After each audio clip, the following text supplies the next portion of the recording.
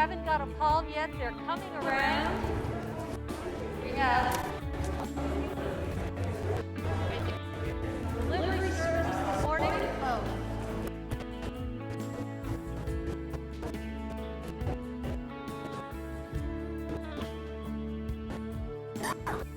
While we finish handing out the palms, I'd like to go through the announcements. There are a couple I want to bring to your attention. First of all, today is Palm Sunday. That means this week is Holy Week. There are two options for Holy Week worship. Thursday night is Tenebrae service here at 7. That's a service of darkness. If you've never been to one, I would encourage you to come. It is a time of cannot be a service of deep emotional response. It is designed to help us understand those last hours of Christ.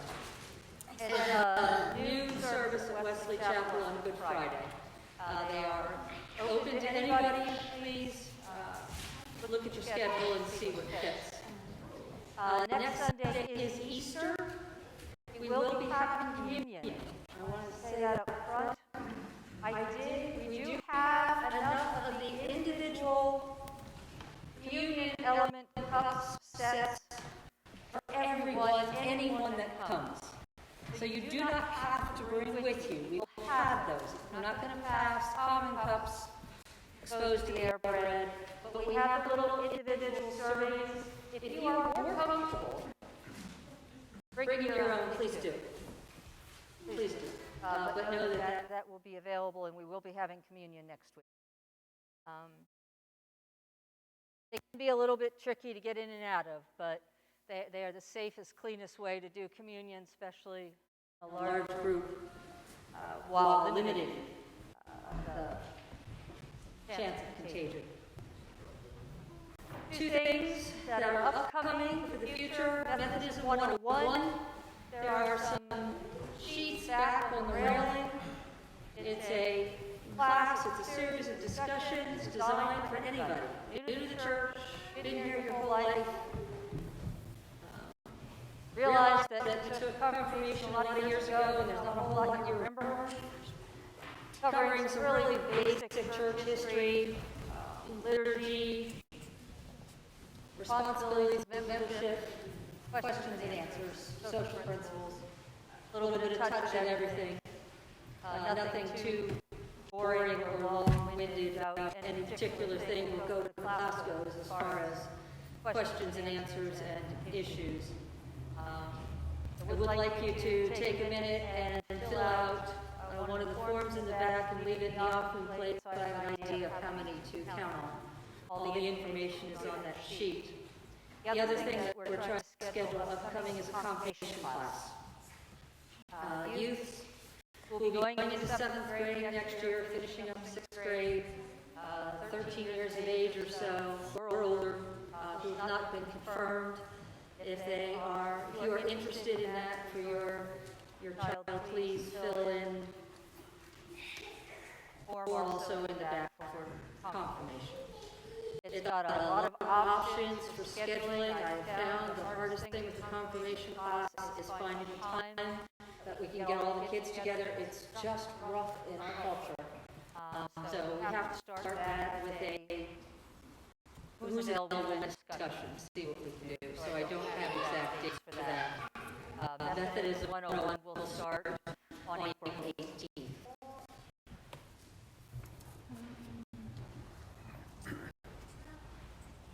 That's all I have. Announcements from the congregation. Wes, did you? Yeah. I'm going to take my mask off because I'm not as well versed in speaking with the mask on. Here comes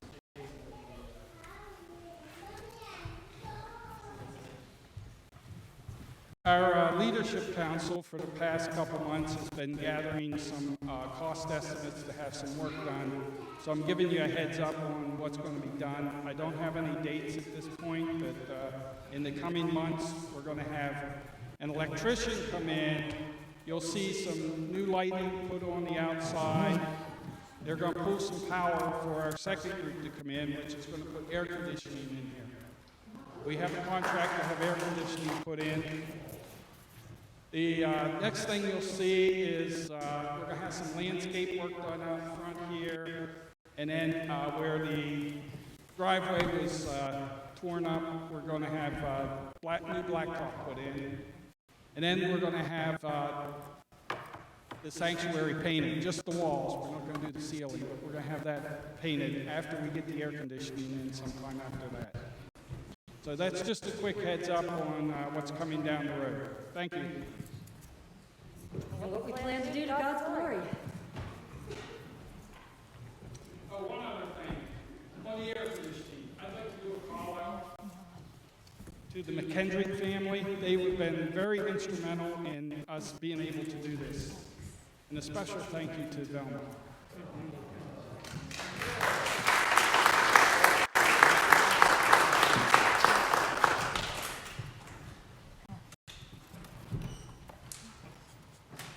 Anyone else have an announcement that needs to be shared? Please. One more. You sent it too fast, Jason.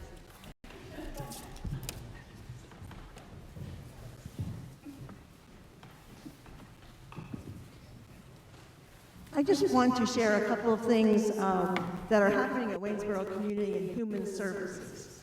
Can everybody understand me with my mask on? Okay. First of all, if you know of anyone in the 1A group who is having a hard time getting an appointment for the vaccine, we, for the next 2 weeks, are going to be a referral service for WellSpan to help people get their appointments for the vaccine. Also, if you know of anyone who is in need of help for their rent or their utilities, there is a program right now called ERAP, and that's Emergency Rental Assistance Program. It can help for up to 12 months behind. So you can apply online. We have the paper application. So there's no reason to not get help right now.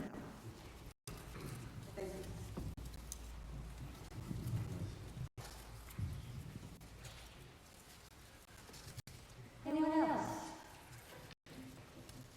All right then, we will turn to Megan to get us started.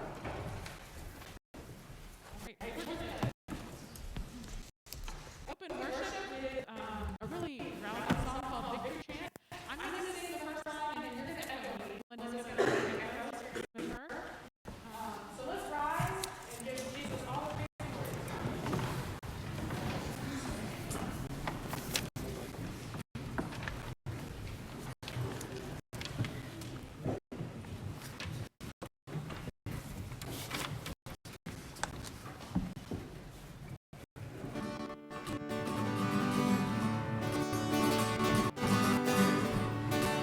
Hail Jesus, you're my King. Hail Jesus, you're my King. Your life brings me to sing. Your life brings me to sing. I will praise you all my days. I will praise you all my days. Perfect in all your ways. Perfect in all your ways. Hail Jesus, you're my Lord. Hail Jesus, you're my Lord. I will obey your word. I will obey your word.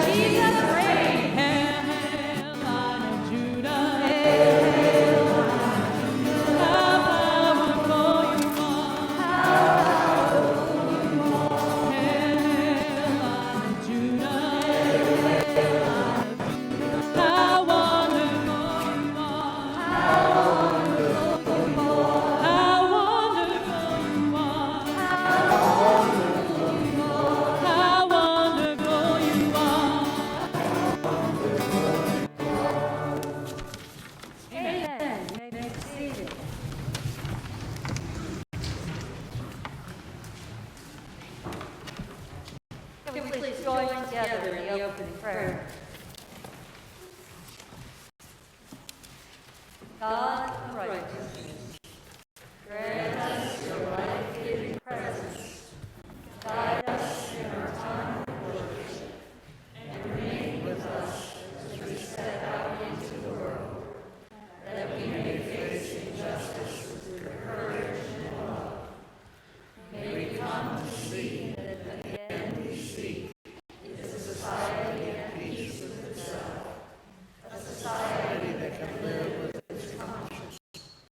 May the fruits of our lives be food for the hungry, clothing for the naked, shelter for the homeless, and your word for the world. May we love as you love. Amen. And now, as we dismiss the kids for children's church, we are also going to flip the bulletin just a little bit and join together and sing Hosanna, Laugh, Hosanna. So you should all have palms. This is a time when you can wave your palms as we sing Hosanna, loud Hosanna.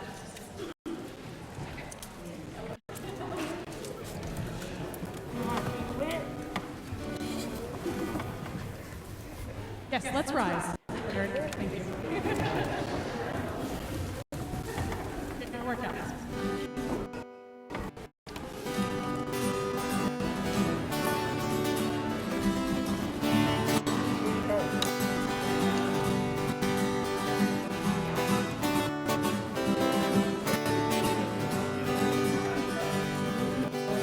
Hosanna, Hosanna, the little children sang through pillar, horn, and temple, the lovely anthem rang to Jesus who had blessed and was folded to his breast.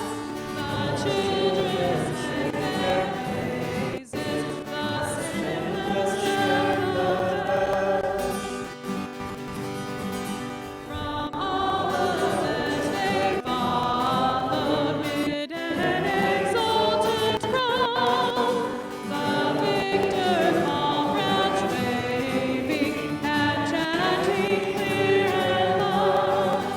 The Lord of earth and heaven rode on in lovely state, nor scorn that little children should on his bidding wait. Hosanna in the highest, that ancient song we sing, for Christ is our Redeemer, the Lord of heaven and King.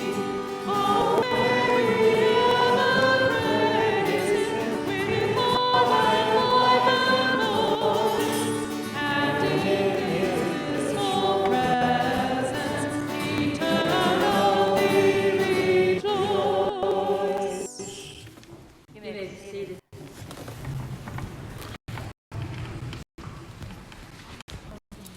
This is Palm Sunday, and as a Methodist pastor, there's always a bit of a dilemma. Because growing up in the Methodist church, there was never any preached on Palm Sunday Palm Scripture. And as the years have gone by, we as a denomination have started including more of Passion Scripture, because the concern was that to go straight from Palm Sunday to Easter means you missed. You missed that really heavy part. You missed sitting in the ashes with Jesus, so you didn't understand the power and the import of Easter. You only got half the story. We've got to the point now where it's sort of a mixed bag, and I actually just say do either one on Sunday. Palm or Passion, your choice. And I've even tried some years to do both, but that's sort of a mashup that fixes nothing. But I really decided this year that with the season of pandemic that we're coming out of, that I needed palms. That I needed the joy and the celebration. That peace was really important. for this morning from Mark chapter 11, starting with the first verse. They approached Jerusalem and came to Bethphage and Bethany at the Mount of Olives. Jesus sent 2 of his disciples, saying to them, "Go to the village ahead of you, and just as you enter it, you will find a colt tied there, which no one has ever ridden. Untie it and bring it here. If anyone asks you, 'Why are you doing this?' say, 'The Lord needs it, and we'll send it back here shortly.'" They went and found a colt outside in the street, tied at the doorway. As they untied it, some people standing there asked, "What are you doing, untying that colt?" They answered as Jesus had told them to, and the people let them go. When they brought the colt to Jesus and threw their cloaks over it, he sat on it. Many people spread their cloaks on the road, while others spread branches they had cut in the fields. Those who went ahead and those who followed shouted, "Hosanna! Blessed is he who comes in the name of the Lord. Blessed is the coming kingdom of our father David. Hosanna in the highest heaven." Jesus entered Jerusalem and went into the temple courts. He looked around at everything, but since it was already late, he went out to Bethany with the 12. This is the word of God for the people of God. Thanks be to God. Let us pray. Gracious Lord, we gather here as your people, coming to be taught, that we might truly know your word, that we might truly act in your wisdom, that we might truly live in your love. O Lord, by your power and might, may the words of our mouths and meditations of our hearts be acceptable to you today. O Lord, our rock and our Redeemer. Amen. The Palm Sunday Parade. Is there anybody here who has never been to a parade? Anybody? Sometimes it's hard to say is to take these gospel lessons and set them right in our hearts and in our context, so we actually know how they apply to who we are today and how they help us, or guide us, or teach us. I did a lot of parades when I was younger. I was a marching band geek. I was. I didn't have the coordination to be in athletics. And honestly, the only instrument I played was piano. There are a whole lot of marching bands that have piano. So I was in one of the front units. You gotta understand, we were a big band. We put 200 people out there when we marched. 100 instruments and 100 front units. All set up with coordinating routines, and on the field at halftime, stuff that we had spent all summer long practicing. Creative youth that we never even see ourselves. I mean, when you're in it, you can't see it. You need to go up and above. During football season, we leave Reading High School, that's where I went. And as a group of 200, marched down 13th Street towards Albright College, which is the stadium where we played our football games. And especially early in the year, we have people on their porches and chairs, kids running along with us, and the excitement of a new season. It takes a lot of work to get to that point. And it's a lot of work for Jesus to get to the point of this Palm Sunday parade also. Years of itinerancy, of being out there and healing and teaching, the times spent in prayer and meditation, the gathering to Him, and all the plans that went into just having it work out the way the Old Testament said it was going to. coming into Jerusalem at this point in time. The King David's capital, Solomon's temple, Jerusalem. On this weekend of Passover, where Jews everywhere in that part of the world would have gathered to celebrate God's deliverance from slavery to Egypt. The cult being era. I mean, God had a plan for this that went so far and so wide. And I don't know that anybody but Jesus there understood how many pieces came together to create this moment in time. This moment in time that changed history.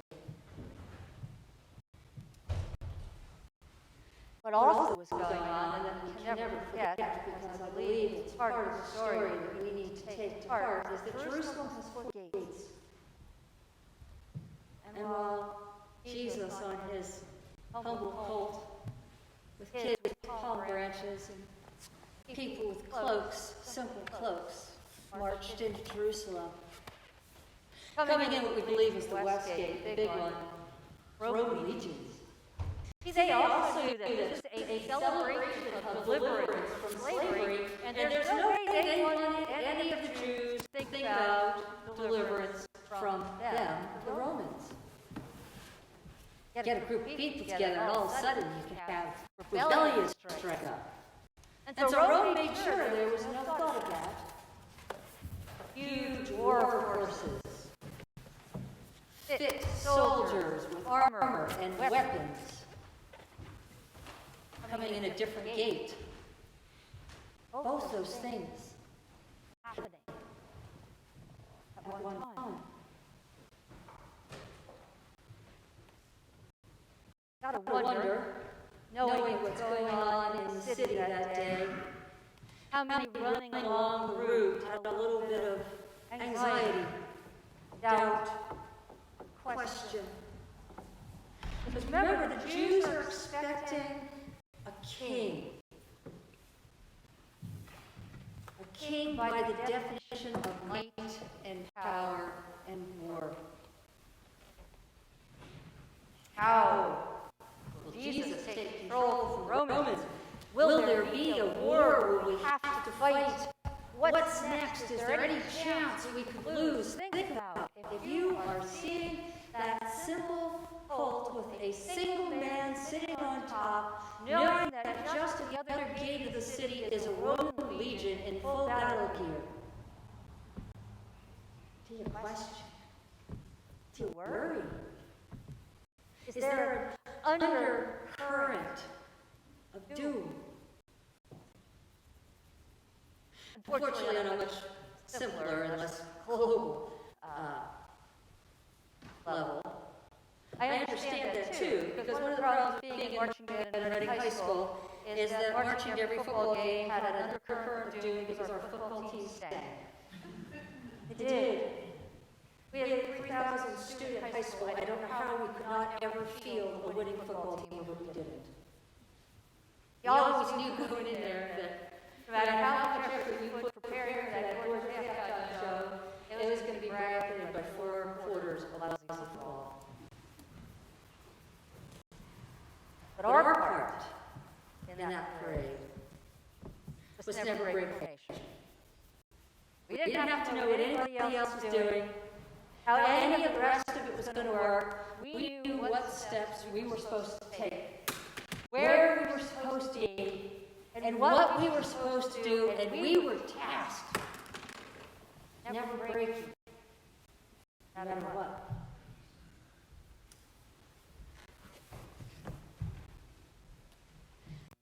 That's what Jesus asks us today also. We live in a world where the adversary is pushing against us, trying to get us to break a step. We live in a world where we are pushed and pulled all the time to do things that do not bring glory and honor to God. We live in a world where we look at one man on a pulpit and think, how does that ever stand up to a Roman legion? And Jesus rides in knowing all this, even more knowing that Rome would kill him knowing that he had tried to prepare his disciples, but they really didn't get it, knowing that even now, thousands of years later, we still struggle with understanding how simple God makes it for us. Do of you as I ask. And let the consequences be dealt with around you. But stay in formation. There was one football game where staying in formation looked like it might be a really big challenge. I don't quite know how the whole thing got riled up, but the coach of the football team and the band director were in a war of words about whether or not the halftime show was lasting too long. And there was actually a threat of the football team coming out onto the field before we were done. Any of you are old-time rock and roll fans, Don McLean, American Pie, the players trying to take the field, the marching band, and the piece of you. It was actually set up to be that day. And let me tell you, those of us in the band knew that there was no way we could take on the power of a football player. If they came pushing through, we were going to yield. Not because we wanted to, because they were big. And the truth is that fear, what did they really do? March with us that day. Was this overwhelming power going to knock us off our feet? I don't know how much truth all there was. They did not, I will tell you. Something about flying swords and rifles and whatnot might have convinced them that might not have been the best idea anyway.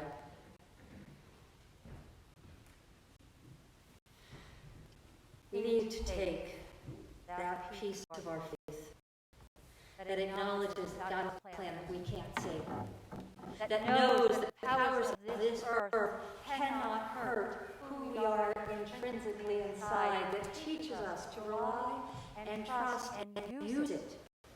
And use it. Because friends, make no mistake, we are in the battle with evil every single day. The forces of evil are waged against us. That itinerant preacher was enough of a disruption to cause them to scramble for control. And our faith scares them also. We are just, every one of us, a piece of a large, beautiful creation picture that only God sees, and evil is all the time tempting us to step out of line, to mess up the picture. The adversary wants us to respect war machines, wants us to hate and fear, wants us to fall for the lies that our security is somehow assured with locks on a door, or our worth is somehow measured by the size of our bank account. Wants us to take our trust and our eyes and our faith off of the cross. That ultimate symbol of God laughing at the puny attempts to kill God's Son. Stadiums are not only for games of war. Our self-worth is not measured in anything of this world. Hate does not win, cannot win. See, these things always fail. And failure brings defeat, and when we trust in this world, we get dispirited and brokenhearted and downcast, and that is exactly where evil wants us to be. Because hope scares evil. The irony is that the fear of rebellion that the Romans were trying to keep from the Jews was not the freedom, the rebellion that Jesus was bringing. That it was never going to be sword against sword.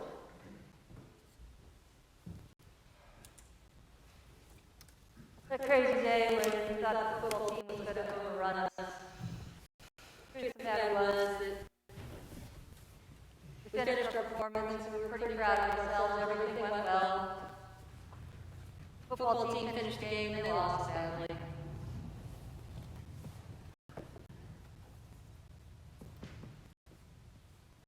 What are you willing to do to battle the forces of evil? Where are you being pushed or pulled or threatened?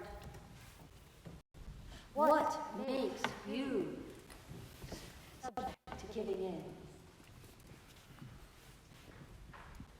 We have the Word, our prayers, and the cross. And the truth is, that's the only thing we really need. I'll be honest. As I was putting together these words for this morning, it occurred to me that perhaps the whole discussion, debate, balancing act of homes versus passion was misunderstood to begin with. Because they're both just battles, different battles, in the same way. Amen.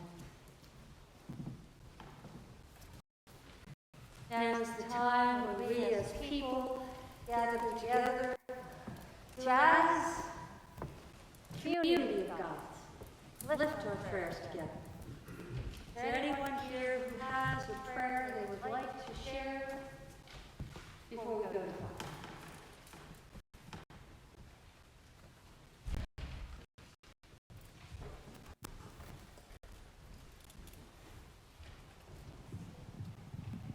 For my dad, he was in the hospital Friday night. He's home now, so just still trying to figure out the test and why he was having some disease spells.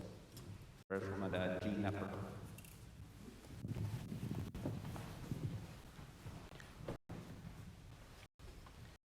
I'd like to add Gary Kramer, our organist. He has a bulging disc in his back. It's going to be a while until we have him back at the organ, and he's going through currently a whole lot of pain, so I'd like us to keep him in our prayers also.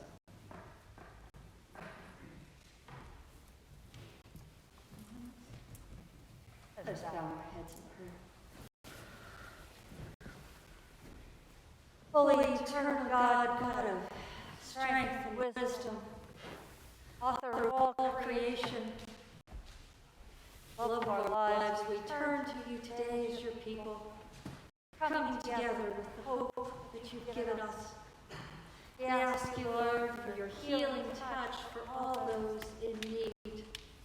May they know the power of your presence and feel your spirit with them. We ask for comfort to all those who grieve and mourn, that they might know they are not alone, that they might feel your warmth flood through them, giving them the strength for one more day, one more hour, one more minute. O Lord, for all those who are lost and confused, for those who are seeking and not yet finding, send the power of your wisdom. Open eyes and hearts, move hands and feet, that we see the need in the world around us and respond to it in your name, that we are truly your people at work. For all those who are unsure if they can go on one more day, Lord, gather us all together. Remind us of your glorious promise, that we might all as people live as fully as you created us to live. We ask these and all the prayers written on our hearts in the name of your Son, Jesus Christ, as we join together and pray the prayer that he taught us. Our Father,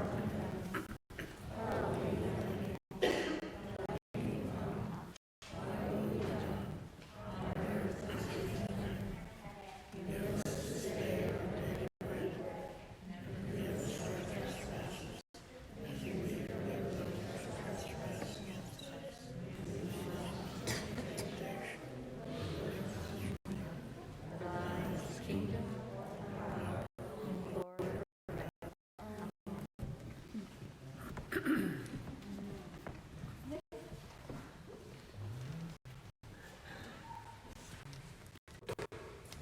here we are, Holy Week.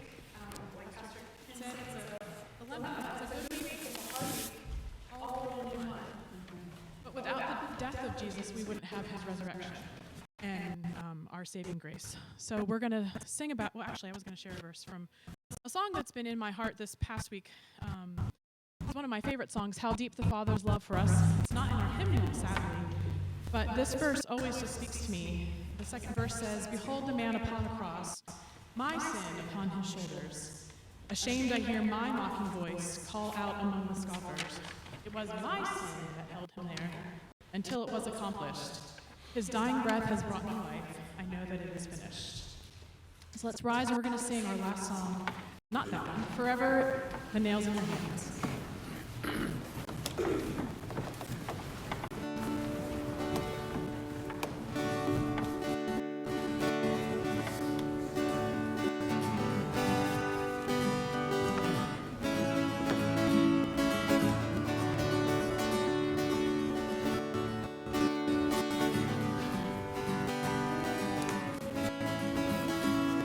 The nails in your hands, the nail in your feet, they tell me how much you love me.